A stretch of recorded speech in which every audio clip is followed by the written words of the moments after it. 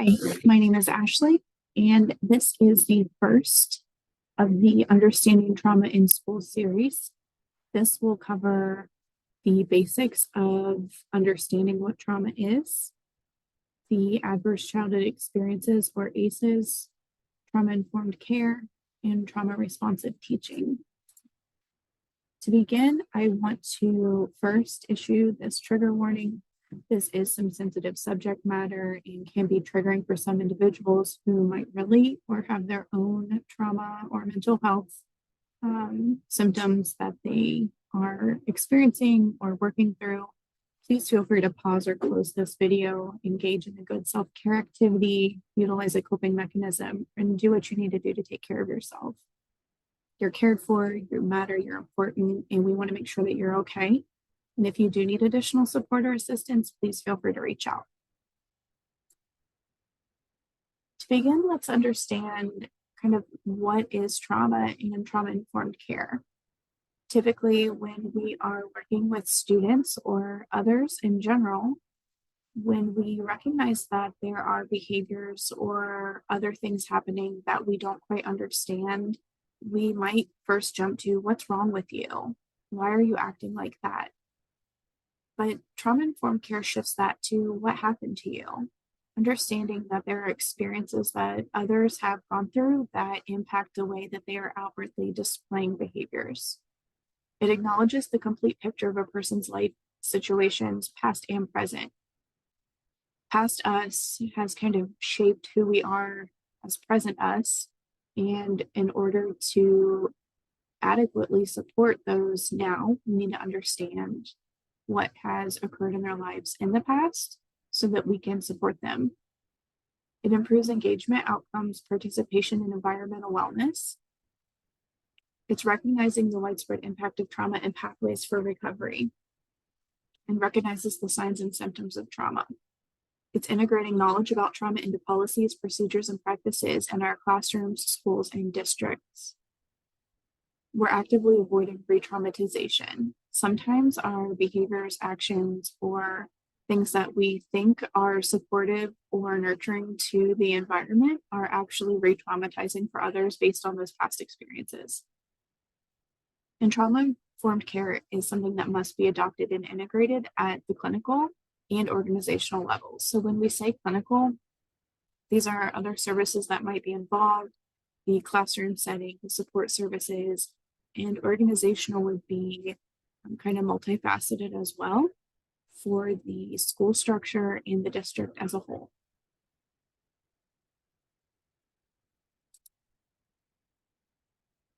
The issue with trauma first is that it's a stress reaction that tends to overwhelm someone's capacity to cope with the experiences they are having throughout life.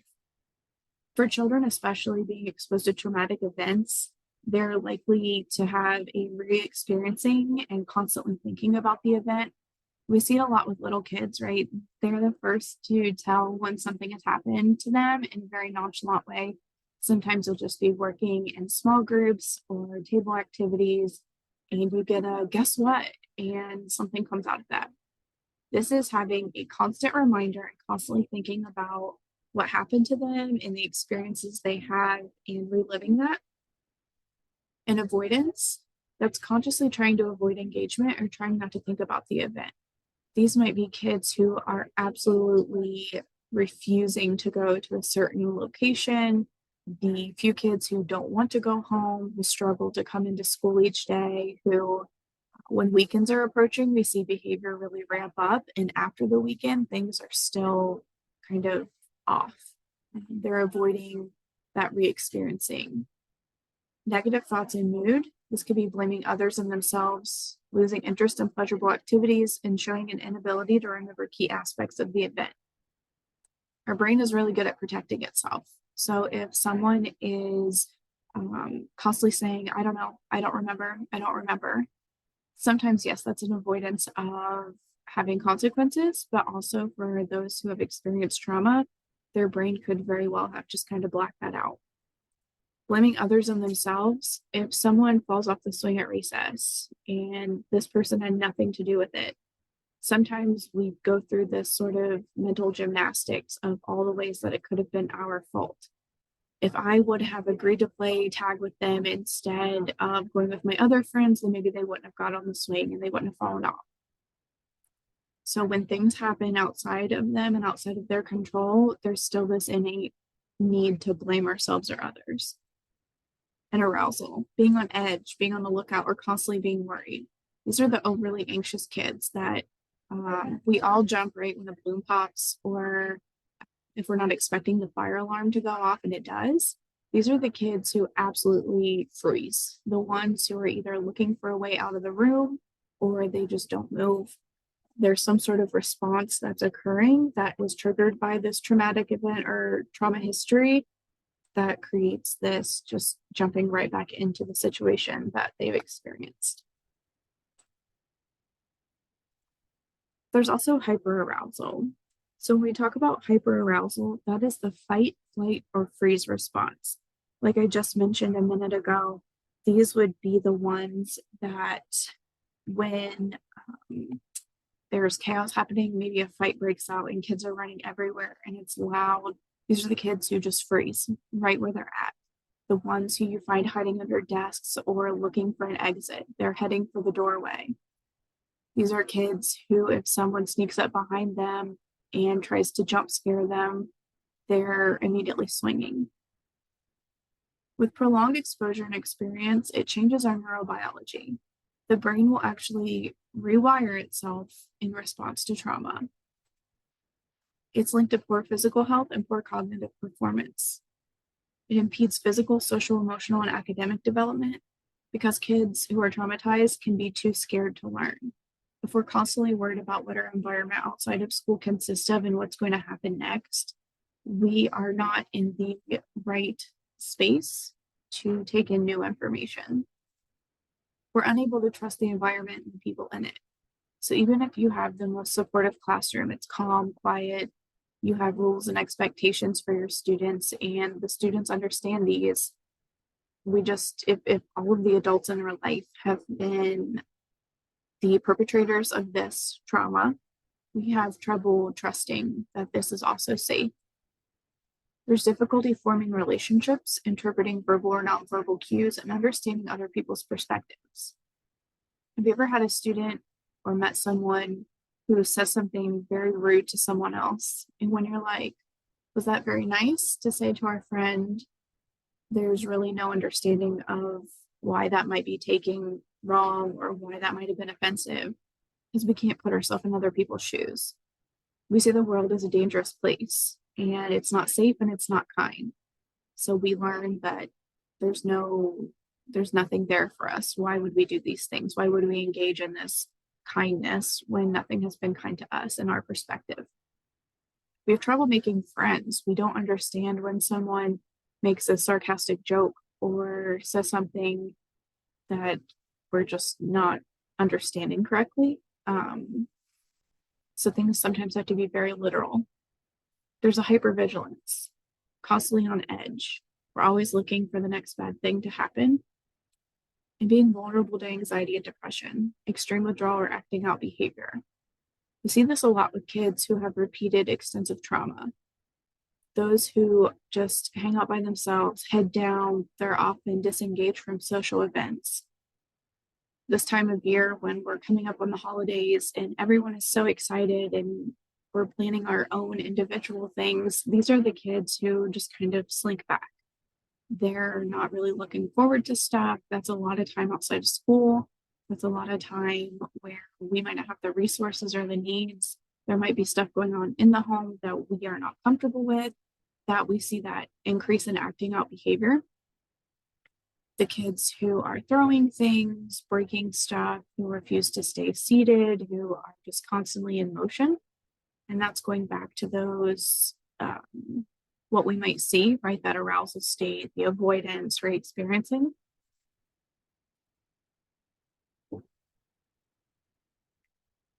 In order to understand trauma truly, we have to look at the adverse childhood experiences, or ACEs. These are 10 categories of adversities in 3 domains covering abuse, neglect, and household challenges. They're associated with common and consequential health conditions, including increased risk of poor physical, mental, and behavioral health due to prolonged activation of the biological stress response. What it means in biological stress response is that activation of our amygdala, which is the very primitive internal fight or flight part of our brain that comes from the first, through the process of becoming the humans we are now. This is the part of our brain that when danger was around, it put us on edge. Either we're going to fight for our life or run. So with that still being active in humans today, when that responds, if we act on that immediately, then, or if that is activated for a long time, our brain does not have time to process. Instead of going to our frontal cortex, which says, yes, this is an actual safety concern, we need to do something, or false alarm, we're okay, those things don't communicate quite the same.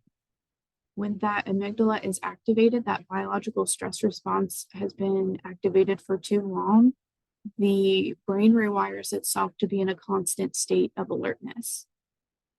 This changes the development and our immune support, hormonal balances, metabolic systems, and genetic regulation. This is where, when we talk genetic regulation, we're talking about generational trauma as well.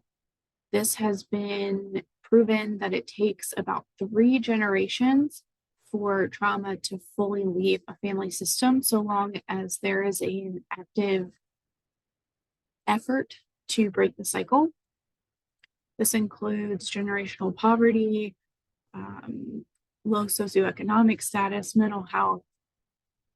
If someone 3 generations back had some serious traumatic event happen, then future generations, the next 3, may have an increased risk of things like depression, anxiety, falling into impulsive behaviors, having this highly activated fight or flight response. We're very easily startled or hypervigilant ourselves.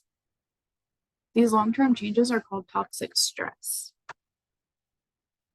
We'll cover toxic stress a little more moving forward, but these are those 3 types of ACEs. So abuse includes physical, emotional, and sexual abuse. Neglect would be physical and emotional.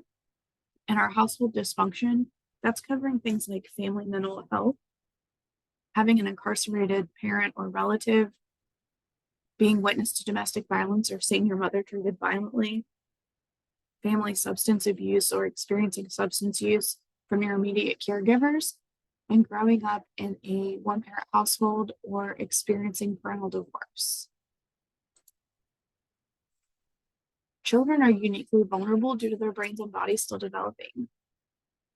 In traditional child development, having a safe and supportive network of adults take care for you is just kind of what we are programmed to have. So when the adults or caregivers in your life are responsible for the trauma, the abuse, or neglect, that can be very damaging to the ongoing development. Parental ACEs and toxic stress affect the health of subsequent generations, right? That generational trauma we just kind of went over. And just because someone has ACEs or trauma doesn't mean it's always visible. We might say that a student is, or even anyone else, we might say that they are very mature for their age. Even in elementary school or younger kids, wow, they're so mature for their age. They're like a little adult. Generally, this is a response of trauma. You have to grow up really quick. Something has happened to you that took away those carefree and easygoing childhood traits, and we are now more susceptible to understanding that the world is not always rainbows and sunshine, that things aren't always taken care of for us, that it's kind of a survival mode.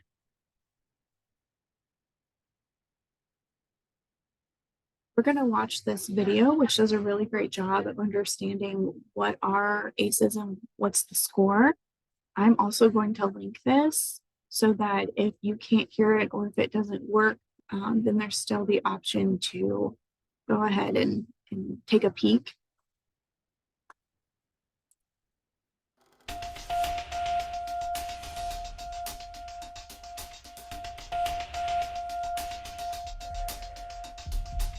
What does your parents' divorce have to do with your risk for heart disease?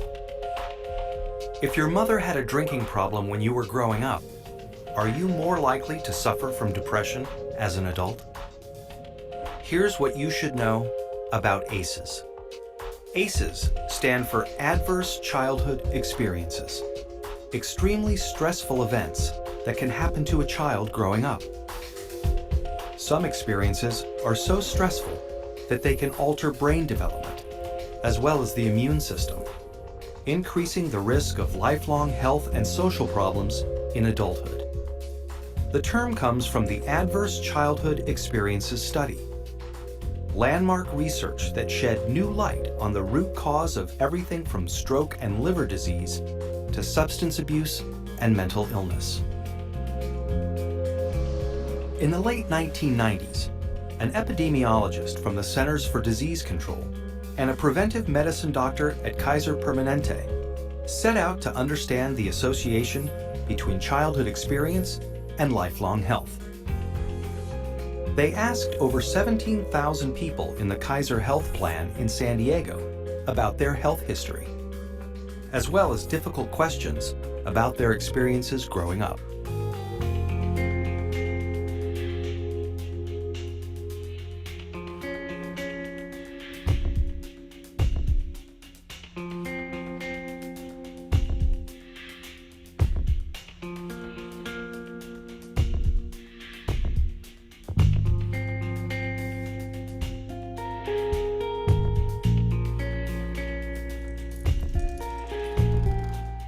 Anda and Felitti tallied up 10 different kinds of adversity in this largely middle-class and college-educated population.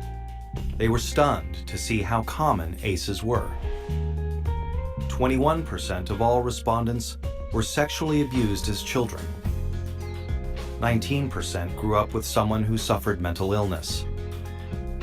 28% had been physically abused. And 2 out of 3 respondents had experienced at least one ACE. The researchers next looked at how someone's ACE score, or the number of adversities they experienced, related to a wide array of serious health and social problems. They saw that the more ACEs someone had, the greater their risk for poor outcomes compared with someone with no ACEs. Someone with an ACE score of 4 had twice the risk of heart disease and cancer. Someone with an ACE score of 5 had an 8 times greater chance of being an alcoholic. And those with an ACE score of 6 or more, on average, died 20 years earlier. With every major problem they looked at in the ACE study, the risk went up for each additional adverse experience in childhood.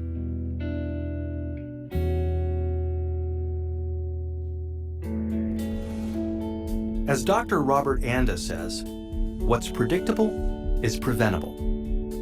It's important to remember that ACEs are not destiny. ACEs are a tool for understanding the health of a population as a whole. For individuals, an ACE score can be a tool for understanding their own risk for health and social problems, and empower them to make changes for themselves and their children. ACEs tend to get passed down from generation to generation and are common across all income levels, races, and cultures. But increasingly, people of all different professions and backgrounds are coming together to discuss how ACEs affect their communities. They're finding new ways to treat and prevent ACEs. Many doctors are starting to screen their patients for ACEs as part of their medical history. More schools are becoming trauma-informed, considering the source of problem behavior when disciplining their students, instead of immediately suspending or expelling them. To learn more about interrupting the cycle of adversity and improving health and well-being for the next generation, please visit kpjrfilms.co.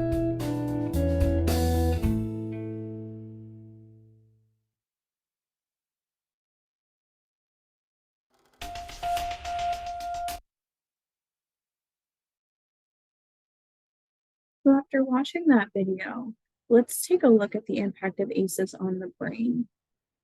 So on the left, we see a healthy brain. This is someone with normal childhood experiences. There's not these overwhelming amount of ACEs. This is a nurturing and loving environment. We see that their temporal lobes up here are brightly colored, this red, green, and yellow, and the brain has, filled in nicely.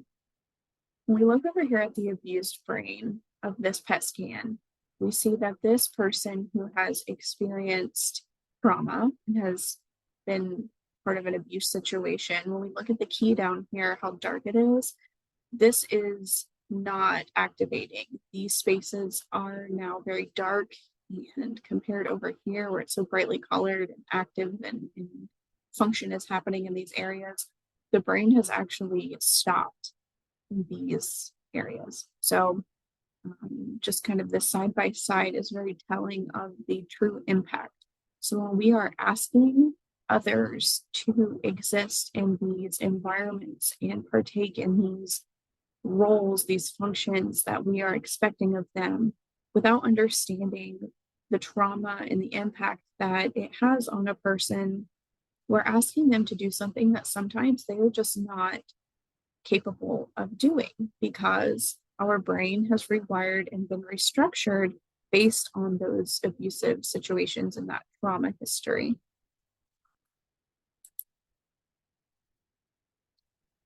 So this slide covers the psychological flexibility when we are engaging in the ACT model, these different components of this shape here. This is how we are addressing our own learning and our own trauma experiences. So first, at the very top, we have acceptance. This is being willing to experience difficult thoughts. We have to process and understand that these things have happened and that they are not at the fault of ourselves, that someone else has put this on us, that we are not responsible for what someone else has done. Cognitive diffusion, or observing your thoughts without being ruled by them. It's okay to have thoughts as long as we recognize them, acknowledge that they exist, and move on. Focusing on the here and now, just being present. This mindfulness piece can be very helpful, just grounding ourselves, understanding self as a context. Again, noticing your thoughts and recognizing you're having them so we can move on. Values and discovering what's really important to you. Having a commitment to take action to pursue the important things in your life. You are worth having goals and ambitions and hobbies and interests, and committing to recognizing those and moving towards them. And implementing these small changes and setting these as kind of expectations for others and modeling this can be very helpful when working with children or even adults who have experienced trauma, because it's bringing this question at the bottom: what can we do to address our own learning or trauma experiences?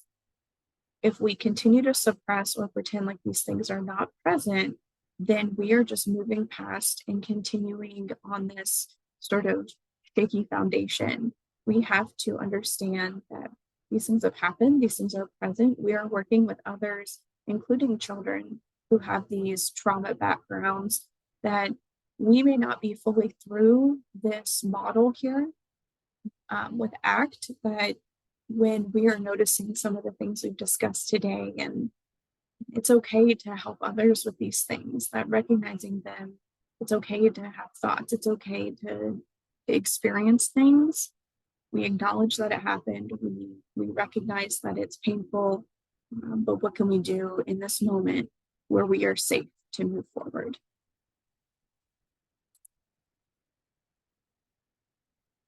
The impact of trauma at school, it impacts students' ability to learn. A dysregulated brain can't learn. Again, we're in survival mode, fight, flight, freeze, and learning is not something at the forefront. When a student comes into the classroom and they're unsure when their next meal is going to happen, where they're going to sleep tonight, if they're going to be in pain at some point during the day, learning whatever is happening in the classroom is probably not priority. Having exposure to violence can lead to lower IQ scores, reading abilities, grade point average, and graduation rates. Again, reflecting back on the earlier discussion about if we see the world as an unsafe, unkind place, we sometimes lose sight of the value of these things that we're engaged with, like education and the promise that it brings to us for future growth. So if we have these ACEs and these trauma experiences, there can be detrimental outcomes. It also relates to that brain scan, right? If our brain has restructured itself due to our traumatic experiences, we are probably not going to be functioning with our non-trauma experiencing peers as far as IQ and our ability to keep up to grade level. There's interference with youth's ability to relate to others and to manage their emotions successfully. If someone is upset over something like not getting to go somewhere that their family was planning for the weekend, we could have a really, really hard time being compassionate and understanding for that person if we ourselves are experiencing something far more traumatizing, right? There's a hard line that kind of comes up with compassion and empathy for others. Classroom behavior challenges leading to reduced instructional time. Behavior is communication. So if we're seeing a lot of acting out, we're not following directions, we're not completing our assignments, we are easily agitated, we're getting sent out a lot to the office, we are losing valuable instruction time. So these behavior challenges, if we're just writing them off as a difficult student, we're taking away their ability to get back up to where their peers are, right? Getting that needed instructional time. There are higher rates of suspension and expulsion because of these behavior challenges. They might be quick to fight. They might be disrespectful to adults.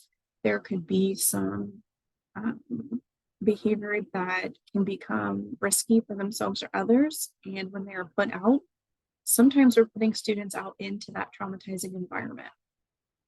There's a disproportionate discipline trend and pattern for students that are male and Black, Hispanic, or 2 or more races. And suspension and expulsion numbers have increasing trends post-epidemic. We're seeing that there are a number of students who post-COVID are just coming in with all these very key indicators of trauma. There was social isolation. There was grief and loss associated with people dying from COVID or the family being displaced due to job loss or income loss. So we're seeing this huge increase in suspensions and expulsions from aggressive outward behavior.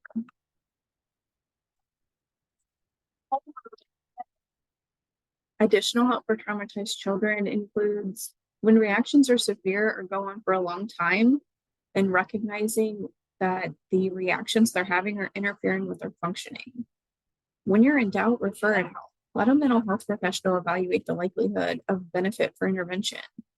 If this is something that we're seeing and what we've tried in the classroom or at school is not working, and we've brought in our school mental health professional and it's still not working, it's okay to refer it out.